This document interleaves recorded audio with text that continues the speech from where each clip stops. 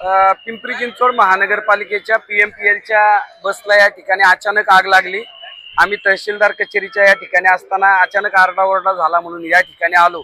त्यावेळी या बसचे ड्रायव्हर आणि कंडक्टरनी वेळेमध्ये सगळ्या प्रवाशांना खाली उतरवलं, अन्यथा 35 ते 50 लोकांच्या जीविताला धोका निर्माण झाला असता। अग्निशामक विभाग आणि पोलीस खात्याने यामध्ये तत्परता दाखवत तत्काळ गाडी आली आणि आगनी या ठिकाणचं संपूर्ण आग विझवण्याचं काम झालं। खरं तर पिंपरी महानगरपालिका आणि पुणे महानगरपालिका या PMPL बसवरती कोट्यावधी रुपयाचा खर्च करते। अशा स्थितीमध्ये या सगळ्या AC बसेस पुणे आणि पिंपरी चिंचवड शहरामध्ये धावतात।